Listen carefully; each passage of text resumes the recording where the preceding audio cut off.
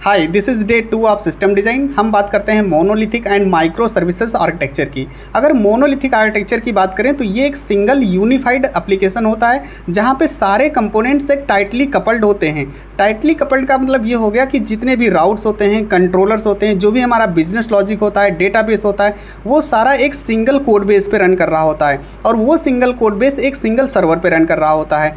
अब मान लीजिए जितने भी सर्विसेज होती हैं, चाहे वो यूजर सर्विस हो, ऑर्डर सर्विस हो, पेमेंट, नोटिफिकेशन, जितनी भी सर्विसेज हैं वो एक सिंगल शेयर्ड डेटाबेस यूज़ कर रही होती हैं। अगर मान लो इसमें से कोई एक सर्विस फेल होती है तो हमारा पूरा सिस्टम क्रैश हो जाता है। मोनोलिथिक आर्किटेक्चर में टेक स्टैक लॉक्ड होते हैं। टेक स्टैक लॉक्ड का मतलब ये हो गया कि अगर आपकी एप्लीकेशन नोड.जेएस पे बनी है तो इसमें हम कोई अदर टेक्नोलॉजीज़ को मिक्स नहीं कर सकते। अब हम बात करते हैं माइक्रो सर्विसेज आर्किटेक्चर की। माइक्रो सर्विसेज आर्किटेक्चर में क्या होता है, हम यहाँ पे एप्लीकेशन को स्मॉल इंडिपेंडेंट सर्विसेज में ब्रेक कर देते हैं। चाहे वो ऑर्डर की सर्विस हो, चाहे यूजर सर्विस हो, चाहे पेमेंट सर्विस हो, नोटिफिकेशन सर्विस हो, सभी सर्विसेज इंडिपेंडेंट होती हैं और इंडिपेंडेंट रन कर रही होती हैं। जितनी भी सर्विसेज होती हैं इनके इंडिपेंडेंट डेटाबेसेस होते हैं। पेमेंट के अपने डेटाबेसेस होते हैं, यूजर के अपने डेटाबेसेस होते हैं। अब मान लीजिए यहाँ पे किसी भी एक सर्विस का डेटाबेस डाउन हो गया तो हमारी अदर सर्विसेज जो होंगी वो प्रॉपरली रन करती रहेंगी, उन पर कोई इफेक्ट नहीं पड़ेगा। अब मान लीजिए क्लाइंट एक रिक्वेस्ट करता है ऑर्डर प्लेसमेंट की, राइट। अब यहाँ पे सिर्फ ऑर्डर वाली सर्विस जो है हमारी कॉल होगी, बाकी सर्विसेज पे कोई इफेक्ट नहीं पड़ेगा।